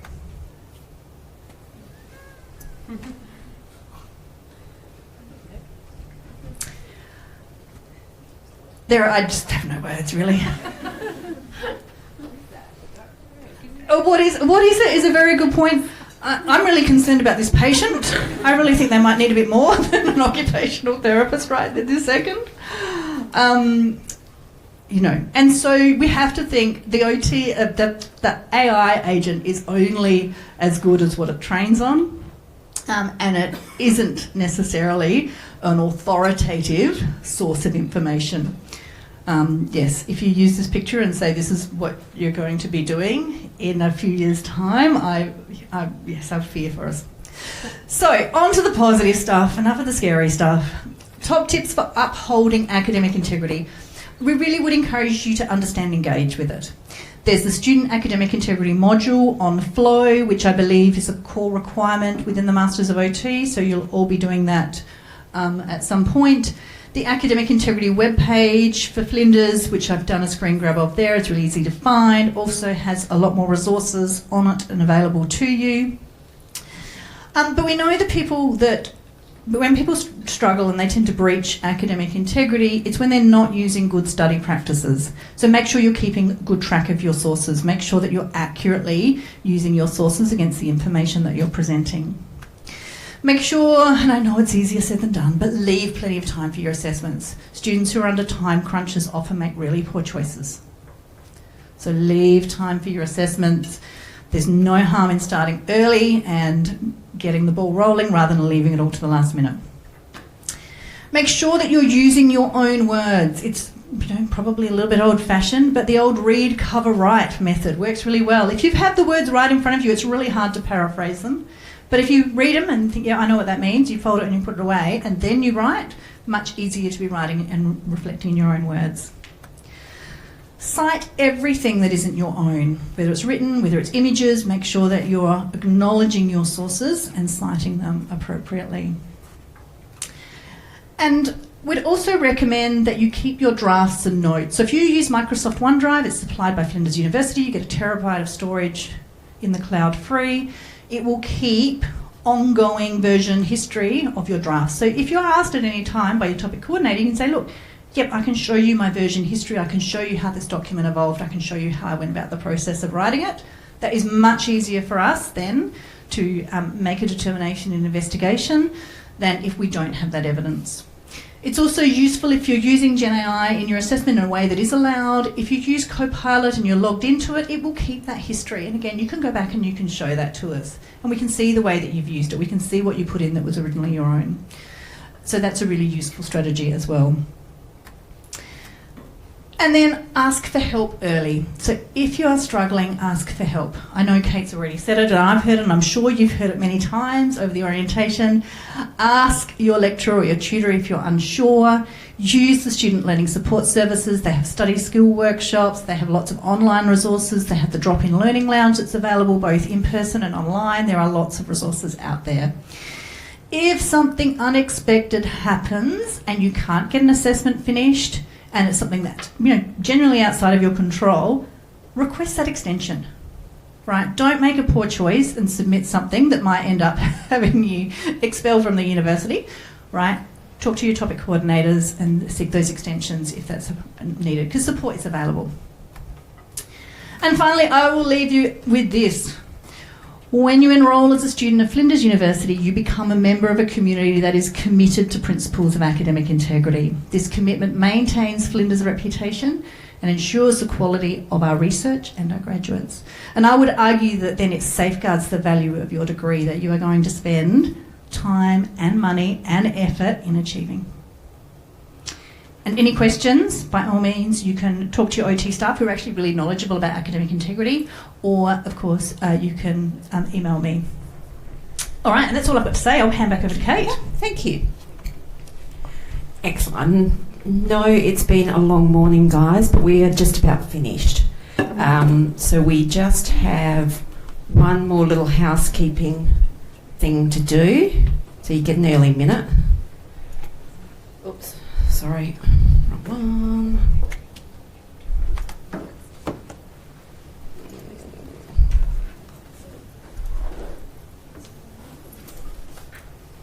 So apologies that you haven't had a break, but we're literally just about done and then you can go. I guess, are there any questions from anything that we've gone through this morning?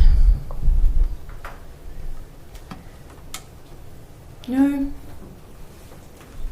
Yes. Just clarifying, so we wouldn't use apps like ChatGPT or Grammarly?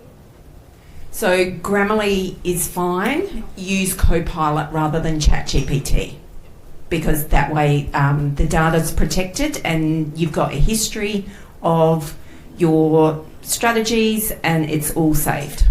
And I would say even Grammarly, it depends on the instructions within your assignment. But I don't think there are any assignments in OT where Grammarly wouldn't be permitted. No, But just in case you're doing any other topics outside of the OT program, always check the instructions. Yes. And if we just use it to edit, we acknowledge it, but we don't have to reference it. Correct, because you haven't generated any content with it, so it's just an acknowledgement to say how you've used it. Yes. That was exactly what Oh, perfect. Like mine. Yes, ideally it should be in the reference list. You still will need to hand up that AI declaration, but as good practice, just put a statement in the reference list. I acknowledge the use of Copilot for, grammar and spelling, for example. Yes. Also, for that AI acknowledgement Word doc, because Yes. it's a Word doc, circling it is kind of awkward. Can you just highlight the bottom Yes. of the screen? Yes. So students often highlight it in yellow, whatever, any colour, so that we can just see what you've chosen. Yes, exactly. Yes. If I want, after I wrote it on my own and I want to polish my language, what kind of prompt should I use? How to make sure it didn't it's exactly paraphrase what I wrote? Yes. So. You might need to paraphrase the question as well. Yes, I will. Yeah. Thank you. So the question is writing your assignment by yourself, what prompts to put in around improving the quality and the clarity of your writing. That be correct? Yep. Probably something like that. So can you read my assignment and check for... Check for spelling and grammar, but without altering the substantive content of the work. So you will need to explicitly ask it to not change the ideas and not change the content. And But I check it after if they really change that. and you remain responsible for the output regardless. So Yeah. read what the output is and then think about it and then you type and change. So not copy it across. You decide what you want to take from it and put it in your own writing. There are also, if you're looking for a tool that's been given constraints, There is the Study Buddy tools available through the library and the Student Learning Service, and they're Gen AI sort of agents that have been avatars that have been written within the guardrails of Flinders University. So you can ask it, and they will not rewrite your work for you or actually give you new content. They will only do what's permitted. So they're a great option if you're looking for something that you know won't go, outside of those boundaries. Just when submitting with the draft, if you've chosen not to use AI to help edit, do you still have to submit a draft or no? Yes. So we have decided that a draft needs to be there regardless. Yep. So even if you just do a draft, it may be identical to your final submission, or it may be slightly less polished, basically. So maybe it's a version just before your final submission. Yep. So for every assignment, we want to see a draft, regardless of if AI is being used or not. I just had to heard in the recording and stuff. Okay. I was just gonna ask about the previous work. So then, I know you can't copy the same assignments, but are you able to take components from previous assignments or examples from assignments that you've done before? Look, it's a very difficult thing to define and say, yes, that's fine, or no, it's not, because it does depend on the extent and the level. I think it's just worth sending an email to your topic coordinator and saying, I'd like to reuse some of this, is that okay? And flagging it and having that discussion early. Yeah. I don't want to say, yes, it's fine, and then you use like 3/4 of it as examples for another assessment. So yeah, have that conversation. Yeah. With the draft that you have to upload, does it have to have all the references fully done and everything? Probably some references in there, but it doesn't have to be polished. So we're looking at, I guess, growth of your assignment, and it's mainly the content. Yep. And we're just going to go to that if there's concerns. Yep. So it doesn't need to be polished as well. Like spelling mistakes, yep, that's fine. No, and that's fine because we will mark your final version. That's what's being marked. But that said, I would encourage you to put references even in your drafts as you're evolving your writing, because it's really easy to write and think, I'll come back and put that reference in later, and then get muddled up and not do it. You can't find it. Yeah, you can't find it, or you do the wrong one or whatever. So I would really always encourage in your drafting process to put your references in. But yeah, they don't have to be polished and perfect in an APA 7th, perfect formatting. But I would really discourage people to write drafts without putting your referencing in as you go, because that's a recipe for trouble later, even unintentionally. And the question I would like to ask is, like, I want to save time in doing my research, and I found 10 articles, but I only did 5. So I asked AI to summarize and see which 5 of them, the best of 10, 5 out of 10, to choose for me. Is it breaching of integrity, or is there something that we are allowed to do? Yeah, it's a good question.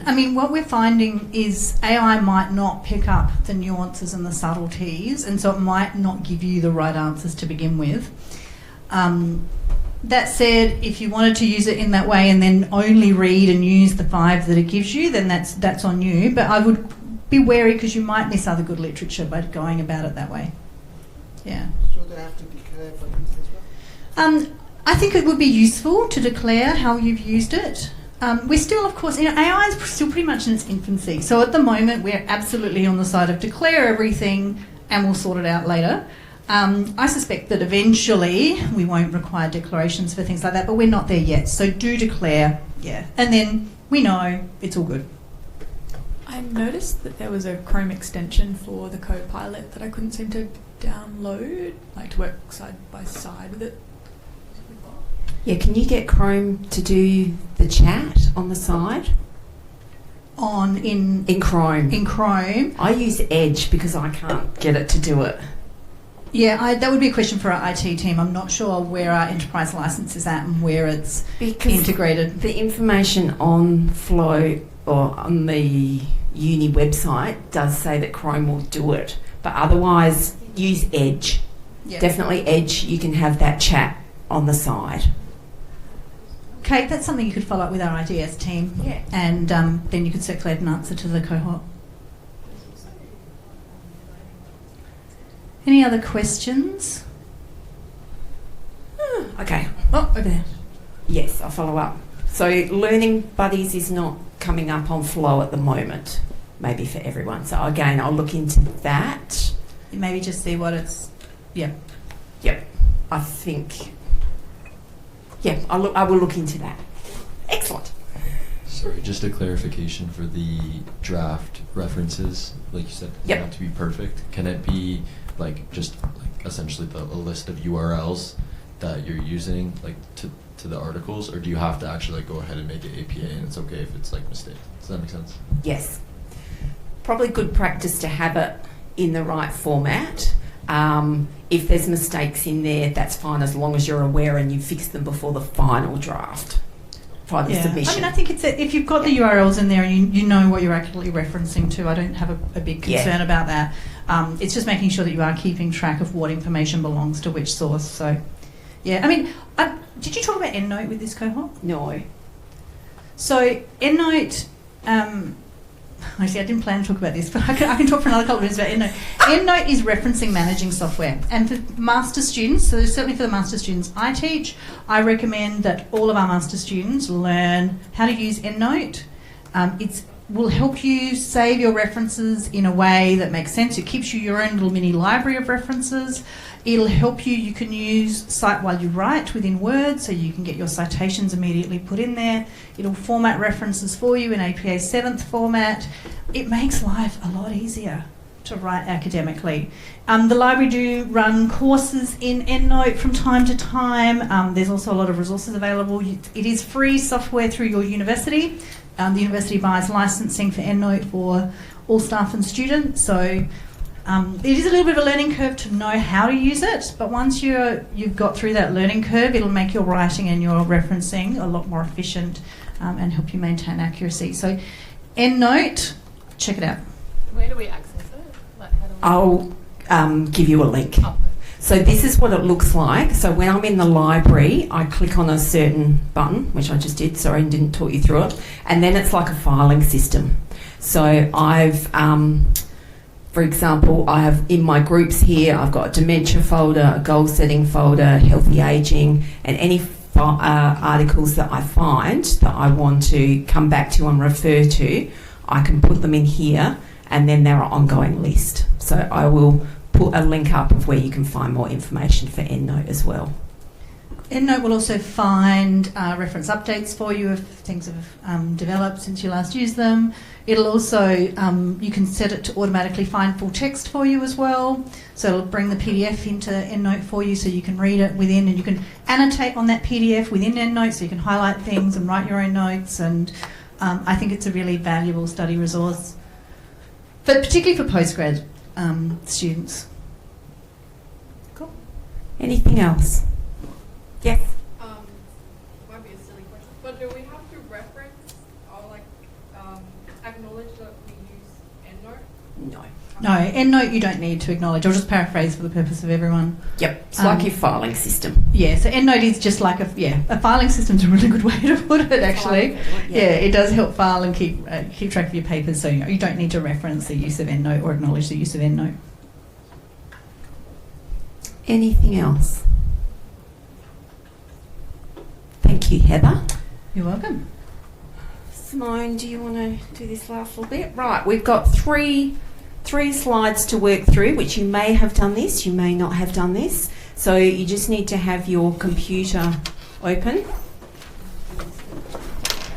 That's okay. So you just need to log on into Okta and then open Outlook and click on Settings at the top right hand side of the screen and click on General, then start to type in signature, and the signature link email will pop up. And what we want you to do in your signature is add a signature name, so your preferred name. I think it's quite useful, even if you've got a chosen name here in Australia, to have your full name and then your preferred name in brackets as well, or some version of, because when we're looking you up on the system, a big part of why we want this signature there is to help us help you efficiently. So if we get emails from you asking us to help you with something, it helps us identify you, we'll be able to look you up on our system and connect the dots. So if you use more than one name, it's helpful to have both, in my opinion. Write what year you were in, so that obviously you're in first year, Masters of OT, Flinders University, your email and your student number. I will remind you this closer to placement, but you don't have to add it to your signature. But when you are on placements, we also want you to be very clear when you email us about anything, what placement you're on. Because it just helps us quickly go, right, I know what you're looking for. But this is the basic information we want in your signature. And we also want you to add your photo. Is that in the next slide, I think? Let me just double check. So we'll get to that in a minute. So let's start with getting your signature right, and then we'll look at how to add your photo if you haven't already done that. And ideally with your photo, pick one that looks like you day to day. Sometimes it's hard when you have some sort of glamorous model shot up and it doesn't look like your day to day person, like, who is this? Or I used to have a photo that was very unhelpful with dark hair, which I had for about 5 minutes, and the rest of my life I've been blonde, so that wasn't very helpful. So I've now changed that to a blonde photo, just to make it easier for us to work out which students are contacting us, particularly while we're getting to know you. So we'll walk around and help you problem solve if you're having any difficulties with this. And if you're busting for the toilet, like I know I'm getting towards, you can come in and out as you do this activity. As we know, we've been here for a while, but after we've done these couple of steps and provided some last bits of key information, we will be wrapping up. Yeah, yep, maybe. Yep.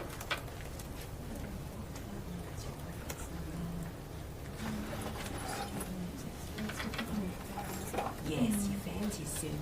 I think it's on the student system usually. But you'll have it on your card. Yes, that's it. Yes.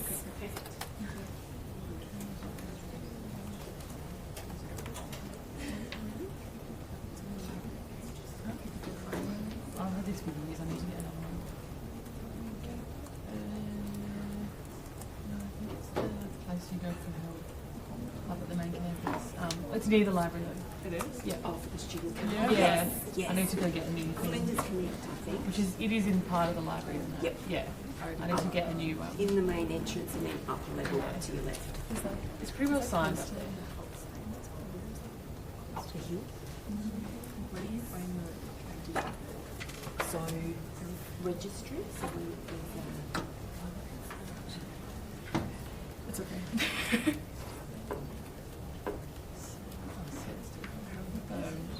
Oh, perfect. I was going to say it's going to bring you that up. Okay, so Signature name, yeah. So not on campus Yeah, here. so like Further up the hill. So Is there it doesn't another? have to be your name. It's just the name. Some people have different signatures. I just bought OT. But Excellent. Here we go. Down, scroll down a little bit. Okay, so Registry Road. So then all the bus stops are here. It's just here, basically. So walk in the front entrance. Oh, hang on. Here, walk in the front entrance, Flinders Connect. Oh, okay, perfect. So straight in there, up one level to the left. Thank you so much. Does anyone need the instructions up for that one still? I think she's going to So do that. you also, you also need to add a photo to Outlook. If you've got one, do that.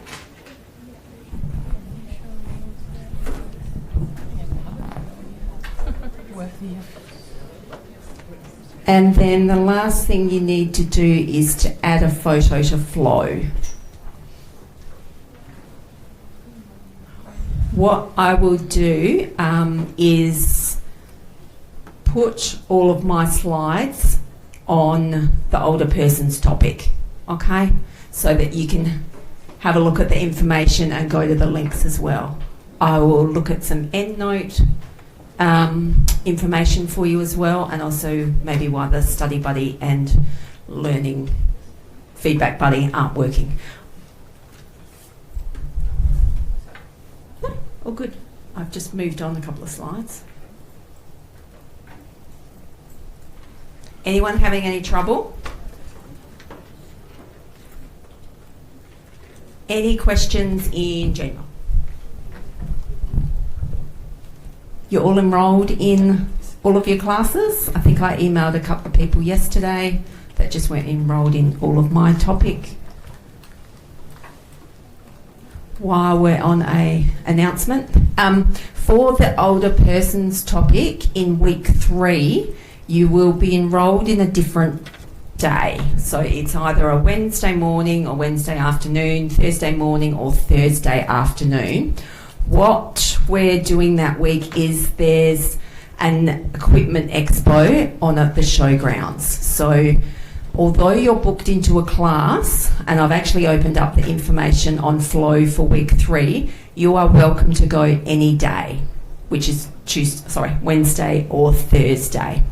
So I would recommend have a look at the program, which is on Flow, because there's also some education sessions that you might be interested in going to, so that you're welcome to change the time that's on your timetable. It's a self-directed activity. Belinda and myself will be down there, but it's a chance to go through and look at exhibitions, talk to exhibitors, try the equipment, have a look, work through some case studies that we will actually cover over the semester. So we'll review that over the semester. But it's Wednesday the 18th or Thursday the 19th. You don't have to stick to your class time for that, but we'll also explain that in next week in class. Any questions? Anyone? No? It's been a long morning. Thank you for your attendance. Sorry we didn't have a break in the middle, but you get an hour early. But just before you run away, so some of you did not make Elise and Sandra's full day orientation. There was at least 2 or 3 people I spoke to today.